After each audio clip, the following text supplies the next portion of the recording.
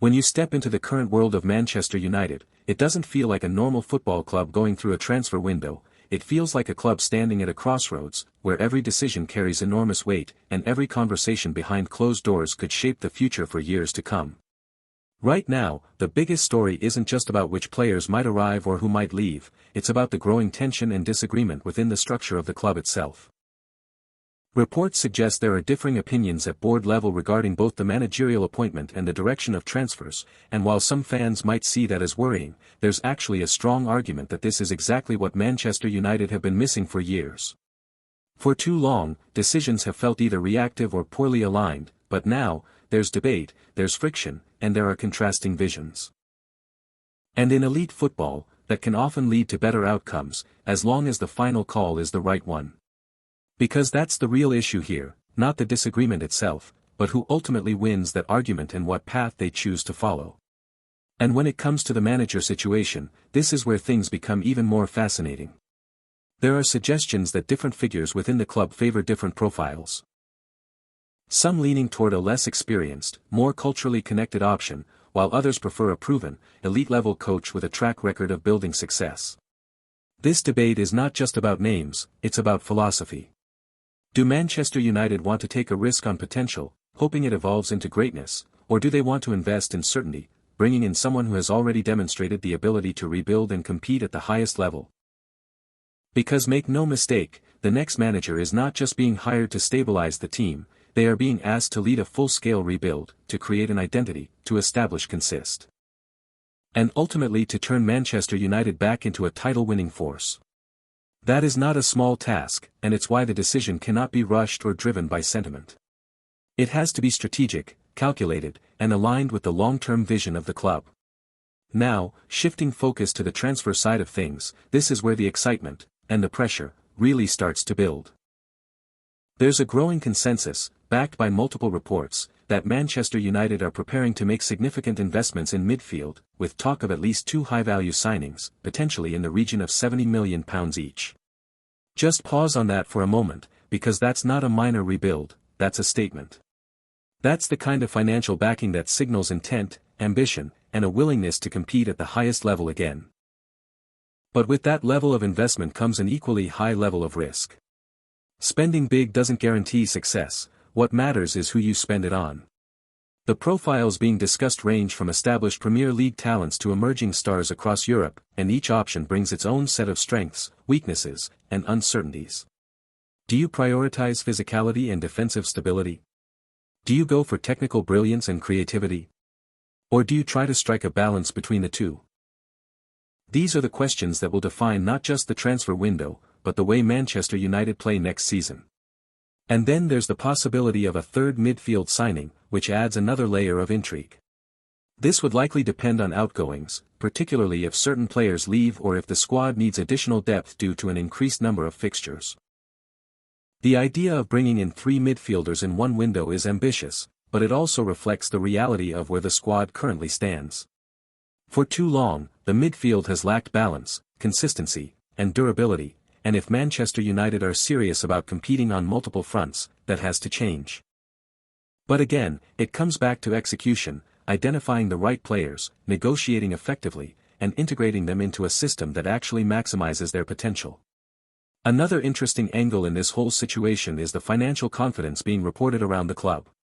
The suggestion that Manchester United have the capacity to fund multiple high-value signings indicates that there is a belief internally that this is the moment to act, to push forward, and to accelerate the rebuild. And that's encouraging, because hesitation and half measures have been a recurring issue in previous windows. However, financial strength alone is not enough, it has to be paired with clarity of vision. Without that, even the biggest budgets can be wasted, leading to another cycle of underperformance and disappointment. At the same time, there are smaller but still important discussions happening around squad depth and potential departures. The situation with attacking options, for example, highlights the delicate balance between maintaining quality and managing resources. If certain players move on, replacements will be needed, but there's also the question of whether existing squad members can adapt to new roles or step up when given the opportunity. These are the kinds of decisions that don't always grab headlines, but they play a crucial role in shaping the overall strength and flexibility of the team. And then, of course, there's the external noise, the rumors, the speculation, the stories involving rival clubs and potential league developments. While some of these reports may be exaggerated or uncertain, they still contribute to the overall landscape in which Manchester United are operating. Opportunities can emerge unexpectedly, whether through shifts in the market or changes in a competitive environment, and the clubs that succeed are often the ones that are ready to act when those moments arise. But perhaps the most important theme running through all of this is the idea of direction. For years, Manchester United have been searching for a clear identity, a consistent approach, and a sense of purpose that goes beyond short-term fixes. This summer represents a chance to finally establish that, to align the manager, the recruitment strategy, and the overall philosophy of the club. It's not just about signing players or appointing a coach, it's about building a foundation for sustained success. And that requires patience, discipline, and a willingness to make tough decisions. As fans watch all of this unfold, there's a mix of excitement and anxiety, hope and skepticism. The potential is there, the resources appear to be available, and the need for change is undeniable. But the outcome is still uncertain, and that uncertainty is what makes this moment so compelling. Because in football, as in life, it's not just about having options, it's about making the right choices when it matters most.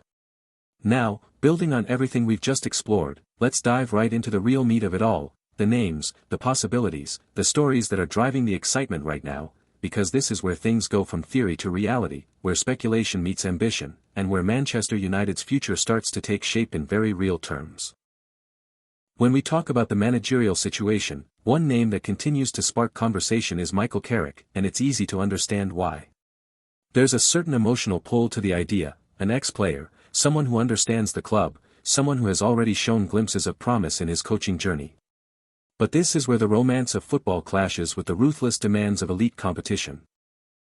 Carrick's current situation is interesting because while he's being backed in some circles, there's also hesitation at the top level of the club about whether he has the experience required to take on a rebuild of this magnitude.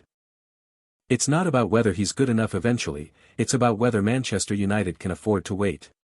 And that's the dilemma: do you invest in potential and hope it blossoms into greatness, or do you go for someone who has already walked that path before? Which naturally brings us to other managerial profiles being discussed, including someone like Luis Enrique. Now this is a completely different direction. Proven, experienced, tactically elite, and with a history of building competitive teams at the highest level. His current situation is one of uncertainty, with no immediate commitment locking him away from potential opportunities, and that's what makes him such an intriguing option.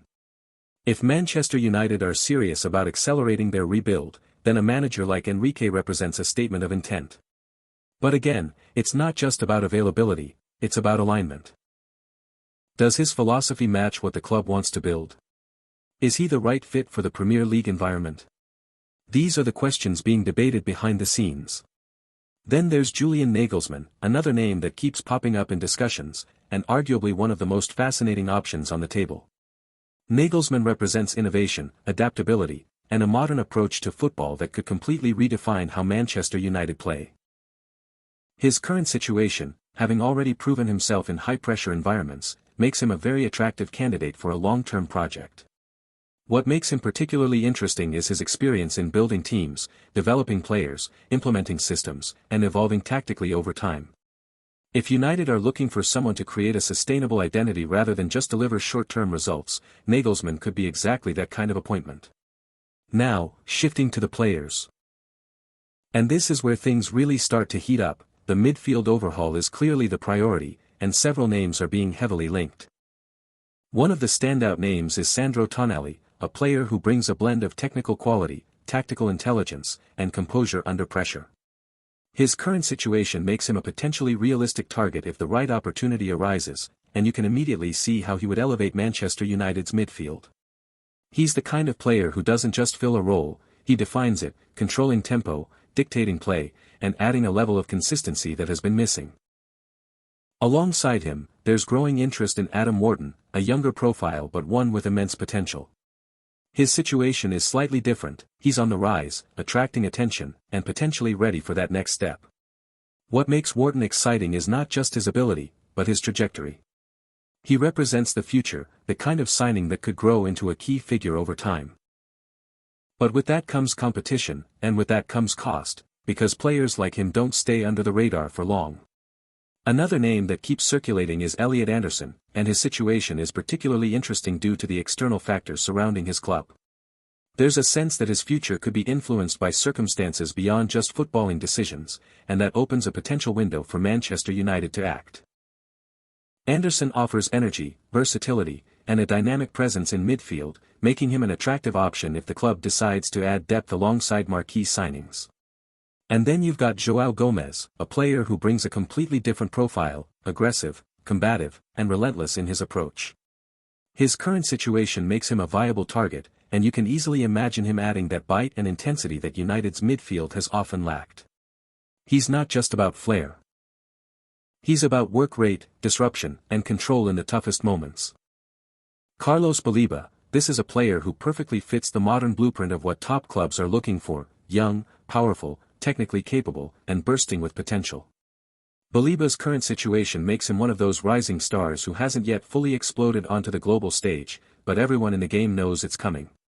What makes him such an intriguing target for Manchester United is his profile. He's dynamic, he covers ground effortlessly, and he brings that raw athleticism combined with composure on the ball that can transform a midfield. This isn't just a signing for today, it's a signing for the next 5 to 10 years. But that also comes with a challenge, because players like Baleba are not finished products. If United go down this route, they're investing in development, in patience, in building something long-term. And that circles back to the bigger question. Do the club have the structure, the coaching, and the stability to nurture a talent like this into a world-class midfielder? Because if they do, Baleba could become a cornerstone of the team, the kind of player who defines an era. Now contrast that with Sandro Tonali, and suddenly you're looking at a completely different proposition. Tonali represents readiness, experience, and immediate impact. This is a player who has already performed at a high level, who understands the demands of top-tier football, and who brings a level of tactical intelligence that can instantly elevate the team.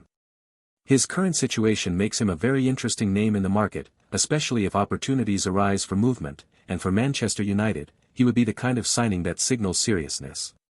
Tonali isn't just about potential, he's about control, leadership, and consistency. He's the player who can dictate the tempo of a game, who can bring calmness in chaotic moments, and who can anchor a midfield while still contributing creatively. If Baleba is about the future, Tonali is about the present.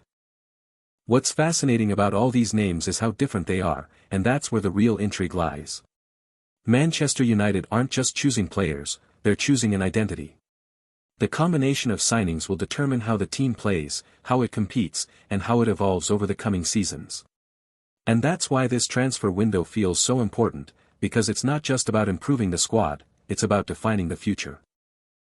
At the same time, there are conversations happening around potential outgoings and squad adjustments, which could further shape the transfer strategy. The possibility of players leaving opens up space, not just financially, but structurally, and that could influence how aggressive United are in the market. It's a delicate balance, managing departures while ensuring that replacements are not just adequate, but upgrades. And as all of this unfolds, the excitement continues to build, because there's a sense that something big is coming. The pieces are there, the names are on the table, and the opportunity is real. But as always, it comes back to the same question: will Manchester United make the right decisions? Because in a window like this, the difference between success and failure is not measured in effort, it's measured in execution. And that brings us to the final thought, the one that ties everything together: Manchester United know what they need to do. The destination is clear. The challenge now is the journey, choosing the right path, trusting the right people, and executing the plan with precision and conviction. Get that right, and this could be the beginning of something special. Get it wrong, and it's back to the drawing board once again.